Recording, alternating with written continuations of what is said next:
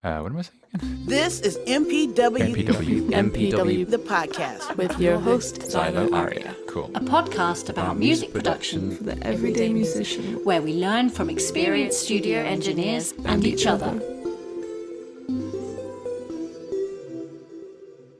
Rosana Corbacho is a clinical and humanistic psychologist who specialises in the music industry. Her practice focuses on addiction, anxiety, depression and other disorders, as well as personal development for both music creatives and other music professionals. This year she was awarded the Key Change Inspiration Award by Amazon Music at BIME Bilbao. Lovely to have you on this podcast, Rosana. How are you going? Thank you so much for having me here. I was very excited when I received your email. Oh, it's a pleasure. I'm glad to get into your area of expertise and get some advice from you. So you're joining us from Seville. So is it lovely over there at the moment, like it usually is? We have a kind of cloudy day, so it's very Londony, but it's still warm. It's still warm and it gets dark quite late. So yeah, I'm very happy to be in this part of the world between traveling. Yes, it sounds lovely. Actually, I haven't been to Seville. That was a place I really wanted to go to. So one day I will get there. Yeah, you are invited from today. Oh, thank you. Thank you. That sounds excellent. So I'd love to know, Rosanna, where your career started, and did you always have an interest in music, or was it more the psychology side of things? So how did you get to where you are today? So I have always been interested in psychology since I was a little girl. I really love to listen to people's stories, and I would be just like hypnotized by anyone that would tell me something about their lives and all that. But of course, back in the day, I couldn't identify there was a career on that. And then when I was growing up, my priority was leaving my house as soon as possible and traveling around the world. I didn't know how to wear or anything else.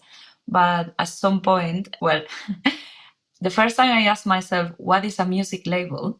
It was listening to Come to Daddy by Aphex Twin. And that was kind of the beginning of my decision to move into the UK. But of course, I am from a small town in South Spain, the middle of nowhere. So I never planned to be working in the music industry. That wasn't an option for me or anything that I could even imagine. But I did move to London. I couldn't speak any English when I arrived. And I was just there to see why in those islands everything was going on, all the music and all the new genres and that kind of electronic music that I was so into.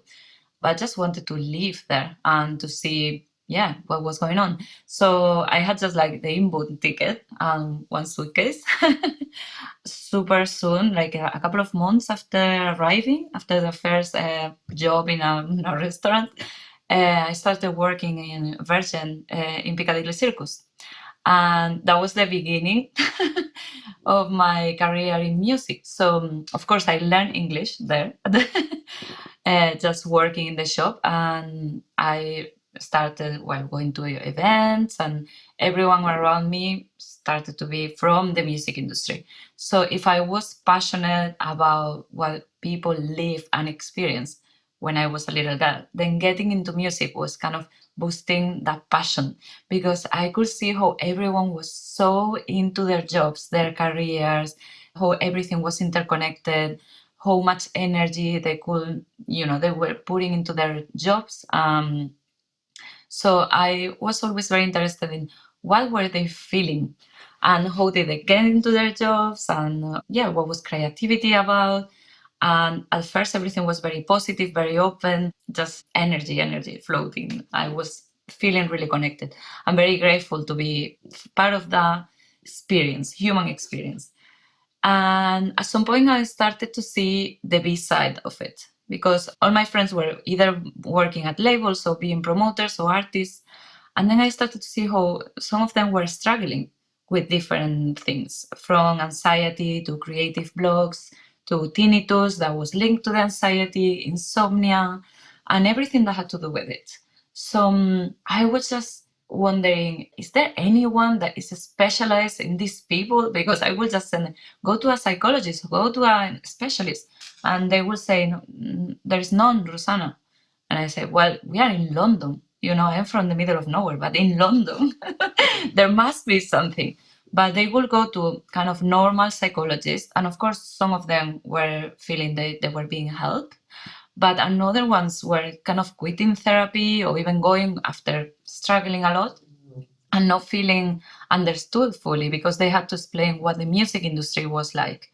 So at some point, I discovered myself just getting so many books from the different libraries, and everything was about psychology, and everything I was kind of learning. And once I could speak English and read in English, of course, everything was kind of sending me into that direction.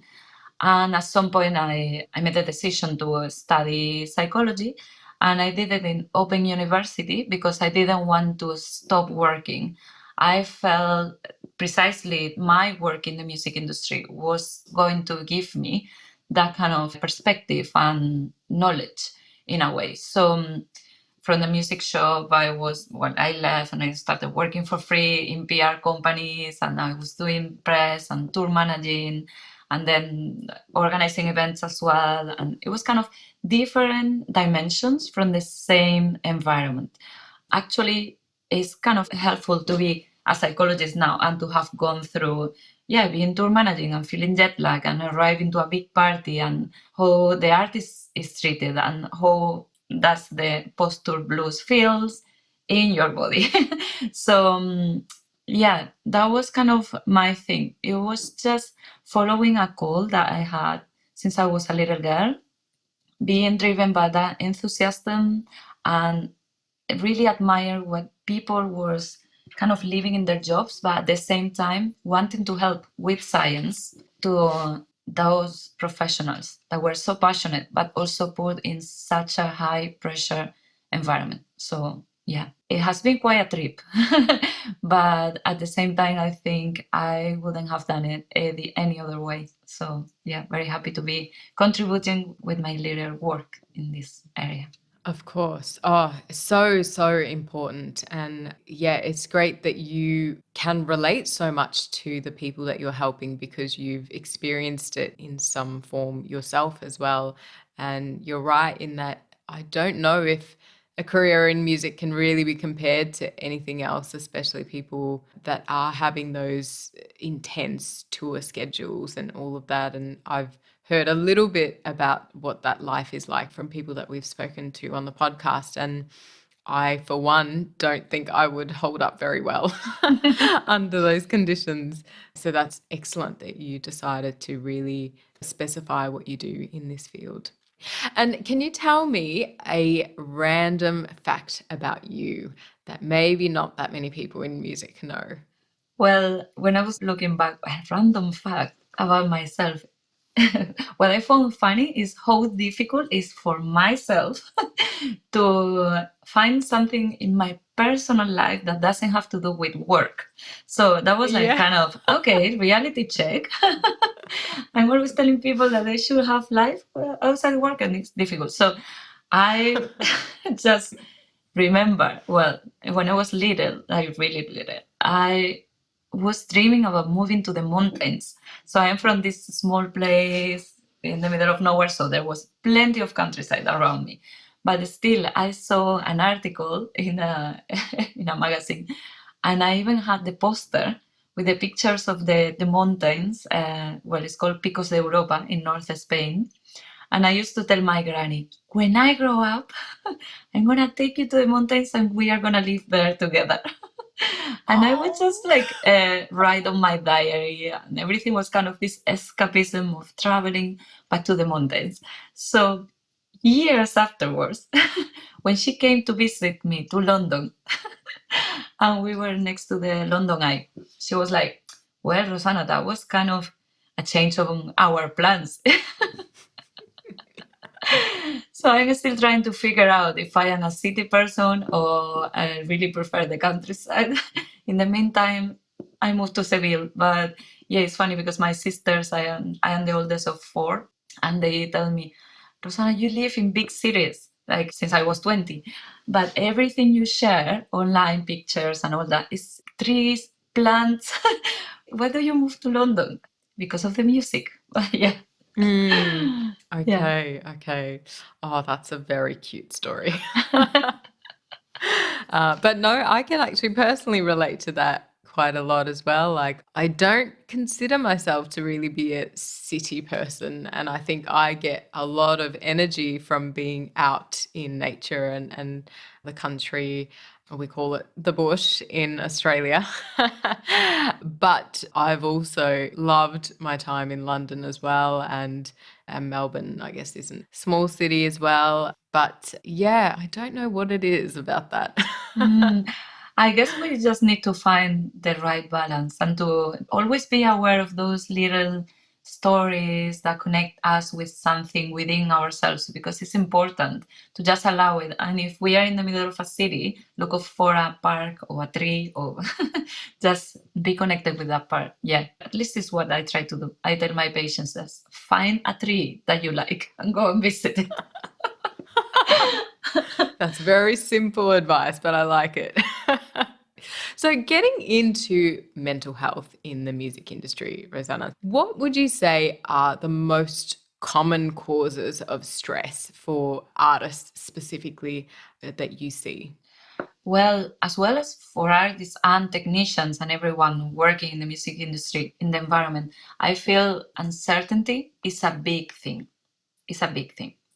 It's exciting, of course, but depending on how you perceive it, it can be very triggering for people and even make the symptoms from different issues much worse. So on one side is the uncertainty, and also linked to it in a way, competition that comes with not only the real competition that there are not so many spaces, opportunities or whatever, but also when you are established as a tour manager or as an artist, there's always that fear of, oh, there's someone else that may come and accept this job role or to accept any kind of condition. So I just have to say yes to everything. So it's kind of linked to not setting up boundaries and with different aspects, and just that kind of stress, added stress. And then isolation, of course, because there is a thing in our industry in which it's very shiny from the outside. So we can have the perception of, I just have to be performing at my best all the time. And if you are struggling, the tendency is to isolate yourself. And it's okay if it's just for recovering or reconnecting, but when you are feeling sick, depressed, or whatever, then that kind of isolation can be really dangerous. So I will say those three.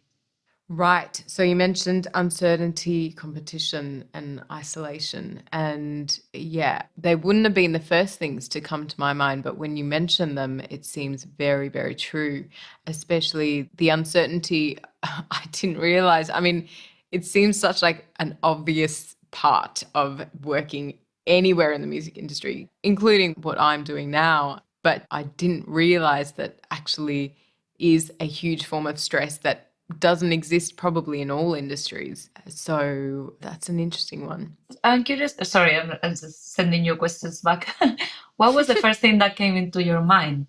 I was thinking around being constantly judged, maybe, or you always feel like you have to be on show and people are judging the music that you're putting out, or Yes. the music that you're not putting out, or what are you doing and how you're doing compared to everyone else. And yeah, that was kind of what came to my mind. Yeah, and it's linked to that competition, of course, and that stress of having to be perfect or always on top of things. Yeah. That's yeah, a big thing. Yeah. Yeah, because you mentioned about isolation. So how important do you think is having support systems to make sure that someone doesn't get isolated, and how would you recommend artists go about building that? I feel having a support system is a revolution within the music industry. Because one thing is to be working with people, and another thing is having that feeling of belonging. So when you have and create or join anything that makes you feel you belong, just for a start, you are going to feel more connected, understood, safer. Even some symptoms can lower. Like, for example, if we talk about the imposter syndrome, one of the tools that can help is just sharing about it. How do you feel when you feel you are not qualified enough for being in this position, or just like that you should be grateful all the time? So being next to someone that has a similar position, or they are in the same environment, and talking about it, that already is going to help you feeling, okay, maybe it's just a feeling, maybe it's just a perception. And kind of that reality check when you are with some other people that are talking about their experiencing, and not just about what needs to get done in the outside, but what is going on within. We have that kind of connection that makes us, well, lower the competition and the perception that we are in danger. Also, having a sense of purpose, because when we are in a group, not just receiving help in a way, but just being available to help someone, you don't have to save them. It's just about, I have this person, this tool, this whatever you are sharing, that even the smallest act of sharing, even just paying attention to someone in a conversation, can have you feeling that kind of sense of purpose. And that's very important for resilience as well. Feeling seen in who you are and in what is important for you, it gives you more space within for being in who you are, in your values, in, yeah, just like sharing about what makes you feel connected. It's going to help you enjoy more the experience of touring or working or whatever. It's not just for the strugglings and to have supported, but also to maximize the experience. For example, I have worked a lot with DJs and with solo artists. And when they are traveling solo, of course, it's easier for logistics.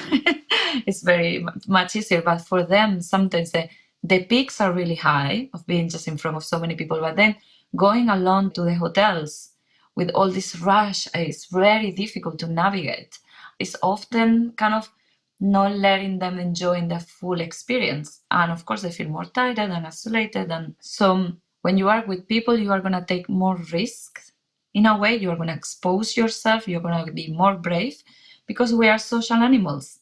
We are a band, we are a group, we feel connected. Even when you feel connected with your family or you have good relationships, that's going to help you as well to take more risks, to be creative, to have more self-confidence.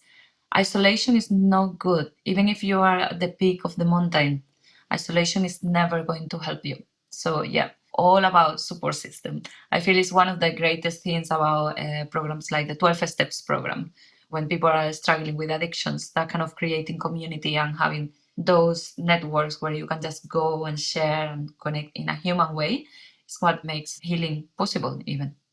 Yes, I can relate to what you're saying with the support systems and having people that understand your struggles as well.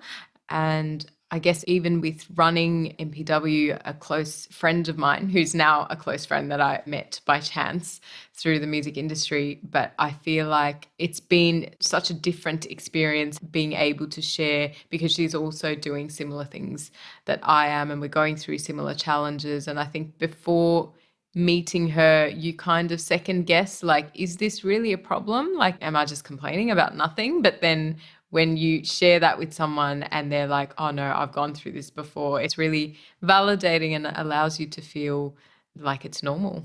Definitely. So, and sometimes when we share, we are not even looking for solutions.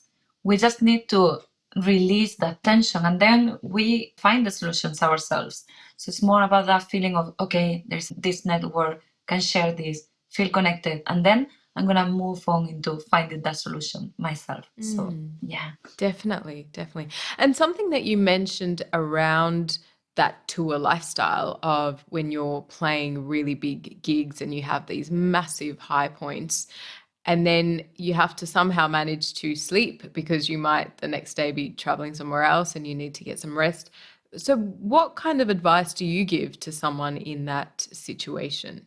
Well, first of all, I think that may be one of the biggest issues when someone is touring. It's just the getting enough rest or sleeping or altering all your sleep patterns. I will say, first of all, it's very useful to be connected with emotions and the body. It's good to learn to surf the waves in your emotions. Yeah. So, and instead of trying to keep the wave up, just to learn how to enjoy when you are going down as well in a bit, if you can, or just accept that that is happening. So maybe trying something that has to do with meditation or even self-care, and not pushing yourself for now I have to sleep or now I have to stay up. Not pushing out of willpower, but more kind of, okay, what am I feeling in my body right now? Is this excitement? Is this the posture blues? What am I feeling? And be kind to what you identify. Because many of the issues in our industry are linked to the coping mechanisms that we have. So the use of substances, drinking alcohol or benzodiazepines for sleeping or anything, and then the apps because I feel really tired, so I get like a lot of caffeine in order to be on stage. So it's normal, it's a human thing to look for something external that is going to help you getting into the mood you want. But if you really learn to connect with you just as you are, with what you have, the body gives you a lot of energy, but we need to be respectful with it as well. So it's more about the connection with the emotions and the body needs. And even if one day you cannot sleep, that's okay. Maybe do a meditation in the plane. That is going to help you in getting that reconnection or a little bit of rest, and rest a lot when you finish the tour. Stuff like that, just like to mix a little bit of activity, soft activity, work activity, then rest in different forms if you cannot sleep, of course. Yeah, I see. And when we're talking about artists who might find themselves in these challenges, are there specific indicators that maybe they're not doing so well to look out for? Because I think sometimes it's hard for you to realize or admit to yourself that maybe you do need help. Yeah. Well, there are some aspects that can show that someone is struggling. For example, when they are seeking for constant reassurance, and that can indicate anxiety or struggling in different ways. Then when they have emotional outbursts, so they are very snappy or suddenly they are super sad, like big changes in mood coming apparently out of nowhere or having an overreaction to things. That can be linked also to being really tired or being burnout. But if it's kind of out of the blue, there must be some signs there is a deeper issue. Then feeling worthless or useless and expressing it in different ways, even if it's not verbally. Changes in the kind of the weight and the appetite suddenly, and then isolation, withdrawal. Like suddenly you cannot reach them or they don't want to communicate in a way. Also, there is something that for me is very interesting to, well, when I found out and I read about it, which is called the undercover male depression. So there is a writer therapist called Terry Real. He wrote a book about it. And it's about sometimes when men are going through a period of being vulnerable or they have had some issues when they were a child, they don't like to feel vulnerable or to feel weak. So anything that helps them in a way to feel grandiose or powerful, any behavior, they are going to be doing it. So they don't feel that kind of weakness. And that can create double issue. So the behavior that they are doing to cover the feeling of sadness or grief or whatever they're going through, and maybe addiction or picking fights or taking risk in a way, or focusing a lot in work, just like work. So it's important to see when someone is apparently living this rock and roll life and kind of being really out there, partying lots. It's not just the addiction that they may be showing, but also what is going on within. But of course, for people who witness that, it's important to not take responsibility for it. So it's just to provide the conversation, the space, the I care about you, I am here if you need me, instead of you are sick, you need to go to the therapist, because they can be really defensive in a way, of course, because their work is in danger. So, yeah. And what you mentioned about the male macho-ness or, not wanting to seem weak, that seems like such a ingrained thing within wider society, really, rather than an issue with a singular person. How do you get your head around that? Because it's something, I guess, for generations, it's been something that we expect of men or they expect of themselves. Yeah. Well, I say, patriarchy is really dangerous for everyone involved. So when I am invited to so many panels and conferences to talk about inclusivity in our industry and how important it is to have like a variety of people from different genders, and anything that has like more color in it is going to be good for everyone. So being in this kind of you only worth what you do is really dangerous for everyone. And actually for patriarchy, what tells men is that you just need to be out there working, pushing hard, being on top of things, and that's very draining, and it's not really making them happy. It can give you a hit, but of course it can give you a heart attack as well. So I always say just be careful with that, because you can be completely disconnected from what you are doing, and it's not just about how dangerous it is, but actually you are not going to even enjoy it that much. And just a very quick example, I have some patients that come to therapy and they have met all the goals that they set up for them in life, working life. They say, I'm here because I don't feel anything. I am just in the goal setting, I'm winning and closing festivals or whatever. I don't feel anything. They are disconnected from their emotions or from people around them. So that disconnection, like I was saying before, is not going to make them fulfilled. It's not going to make them happy. It's just trying to reach goals one after the other one. It's good for a little while, but then it's kind of, it's very lonely in a way. So everything that has to do with connection, emotions, talking about it, I think we women, we have superpowers with that.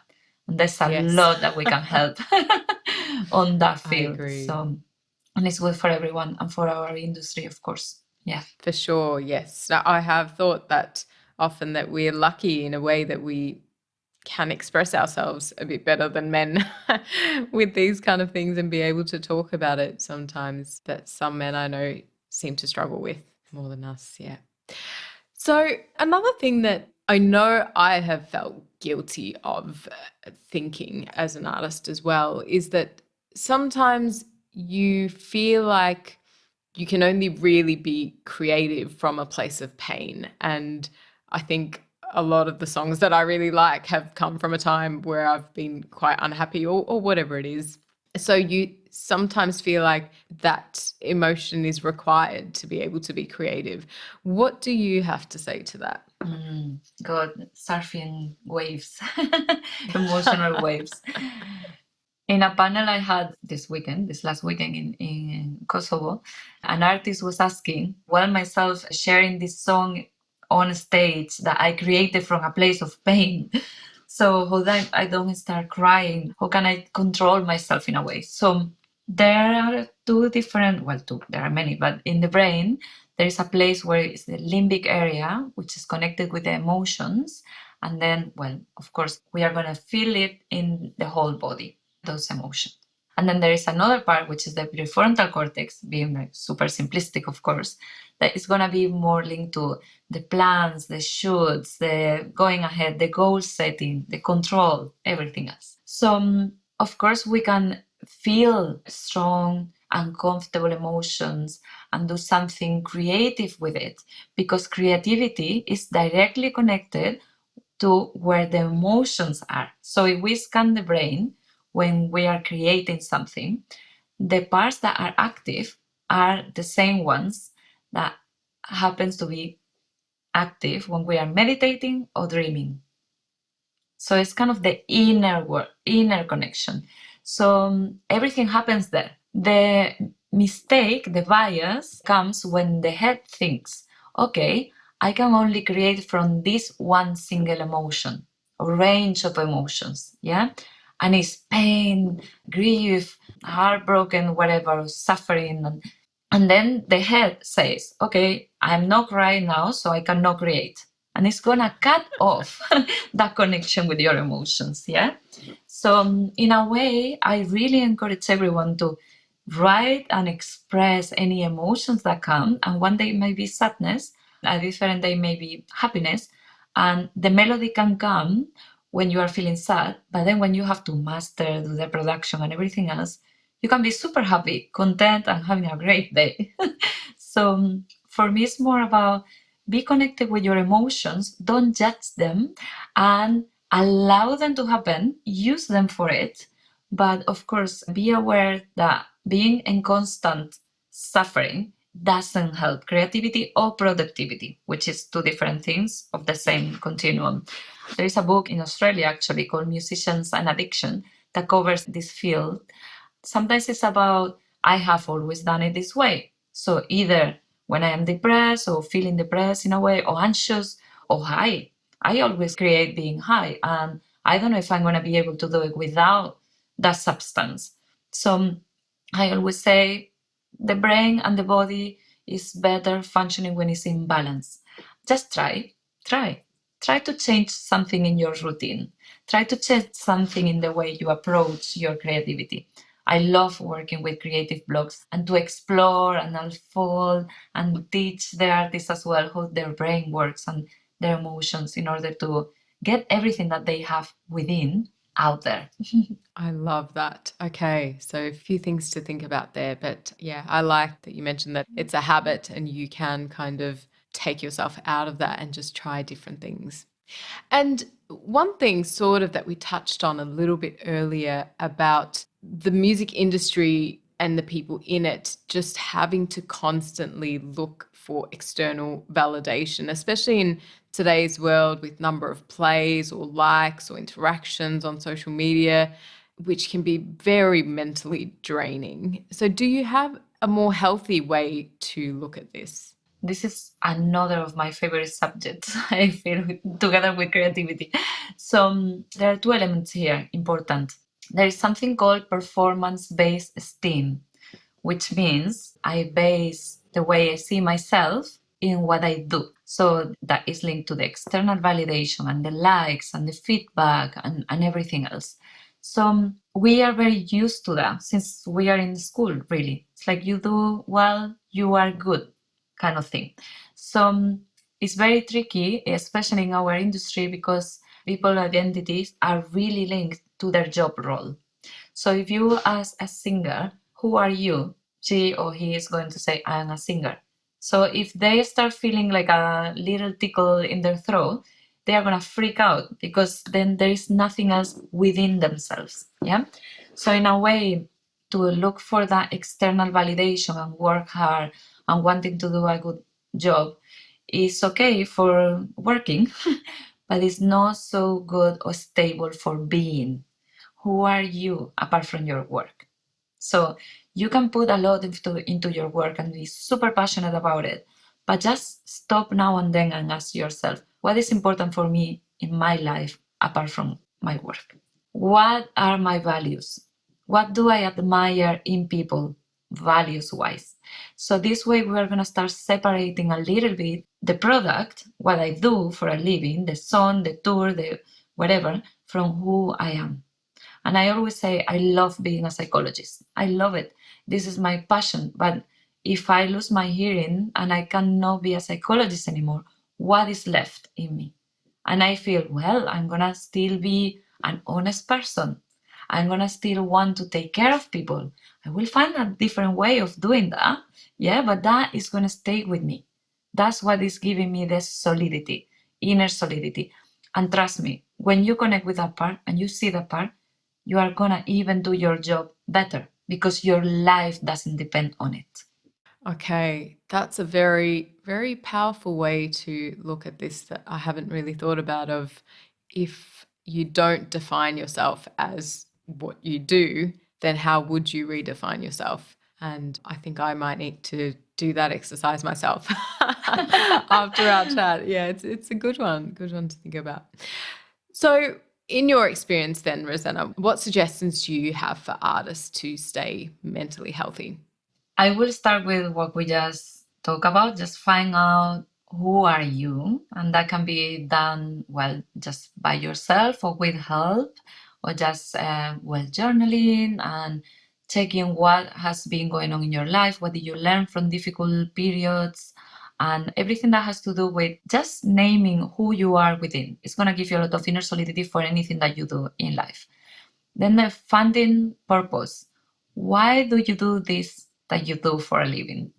Does it connect you with your creativity, or do you want to share it with the world? Do you want to bring beauty or help people, or what does it connect you with?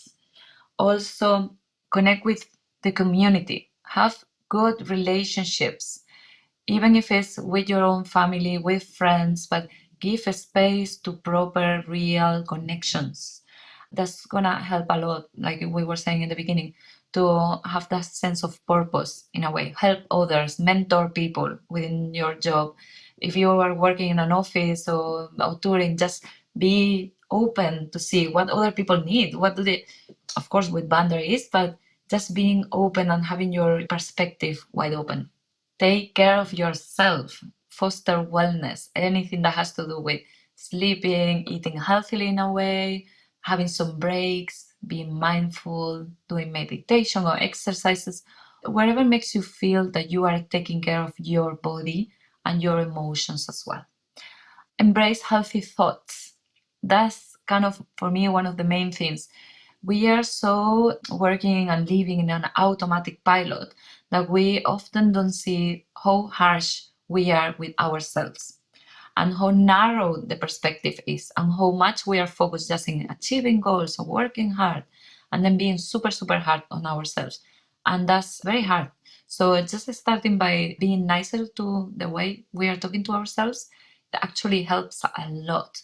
And in order to find it out, I invite everyone to just journal a little bit. If they are feeling ruminative, like kind of a lot of thoughts going on in your heads, just write them down and see and look at the page and see what are you telling yourself. Are you being like super polarized or dramatic? And just try to widen the perspective in the thoughts as well. Just see, okay, maybe there are some negative things going on in the world, but what is good about this? What signs did I see that made me have faith in humanity? Everything that widens your perspective. And of course, having a good sense of humor also helps with resilience, opening that perspective. Okay, so you've given us a few things for us to think about there and techniques to use. So that's great. And I'm sure people will find a few of those as something they'd like to try. So that's great.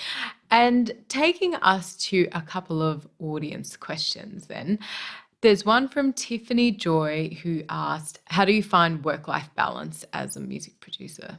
Mhm. First, what do you have outside your life as a music producer?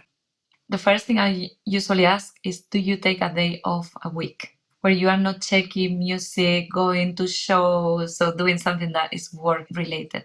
So do fun things, organize something outside work, and connect with people outside the music industry. Even just one person that can be there for you and is not going to be talking about work. Organize the routines in chunks. So if you have to be working in the studio and do emails, try to separate those things. The brain loves this kind of working chunks in which, okay, I'm going to do this 45 minutes of just emails and being very focused. And then 1 hour of just working in this master that I have been working on. And then try to stop and see and check what are you feeling, if you are overworked or if you are feeling stressed. Be very connected with what are you feeling in your body and your emotions. Take breaks and just do that wellness that we were talking about. Check if you are eating well, sleeping well, take some breaks because it's going to be really good for work. And learn to set up boundaries and to express yourself. Because sometimes what I find with artists and also with producers in both sides of the studio session is that it's difficult for people to express what they want, what they feel, what they think, because they are scared of the other person's reaction. So it's really good to learn how to communicate you're going to have more space for your authenticity, and you're going to do a better job, and you're going to be happier with yourself. Okay, that's great. And we have another question from Tandy. So I think Tandy asked, how would you go about finding a professional to refer a performing artist to for getting their spark back? So a professional, like in which area will he or she work? Well, I guess, yeah, it's a little bit unclear, Yeah. but I guess maybe in psychology, because one thing, sometimes it can be a challenge to find the right person to work with as well. So where do you start really? Yeah. So the spark back is something that we mentioned a little bit. When someone is not feeling it, usually it's because they are numbing their feelings, because they are overwhelming in a way, like maybe the negative feelings, or maybe they have some issues or struggles that they don't want to feel.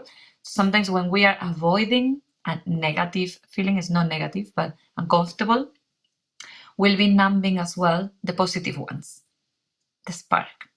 And when we are very focused in the kind of the external outcome, the work, the job, we are going to be disconnecting ourselves from the emotions. So that's the spark gone.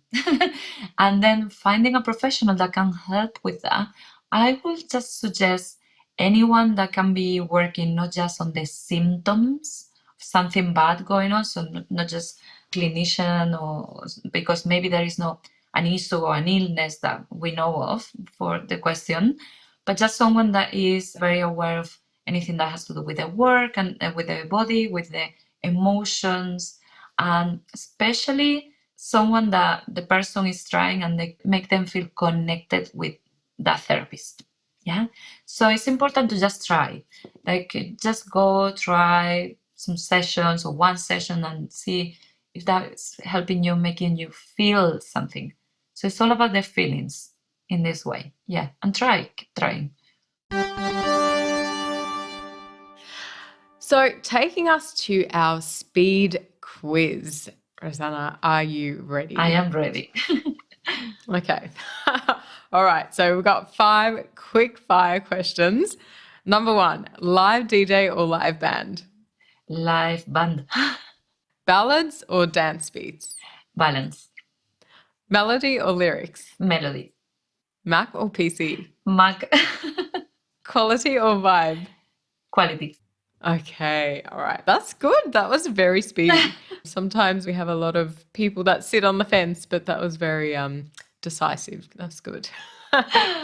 So then going to our top tip section, what would you say is your one top career tip? Self-discovery. I will say just be human and make space for who you are when you are not working. Seek for your identity. Okay. I love that. That's great. And what is your one top self-care tip? Well, in line with that, set up boundaries. Do everything that makes you gravitate towards being a product, and prioritize what takes into account your animal needs. Anything that gets you back to being human, being an animal, that's going to be healthy for you. Okay, love that. That's great. And what is your one top general life tip? Be present. Be present. Taste what you are living. Life is happening now. That sounds very easy, but it's not. Very easy.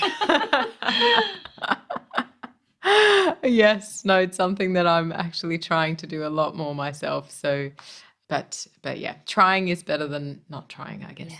Being aware of that you are not present is already a lot. Yeah, that's true. That's true. Well, that was lovely, Rosanna, and thank you so much for that. And it was very interesting getting your perspective on a lot of those topics, and I'm sure we could have gone into that a lot more, but it's good to touch on them anyway. Thank you so much for having me. I am super happy to have had this conversation, and of course we'll be in touch. We will. Have a great day.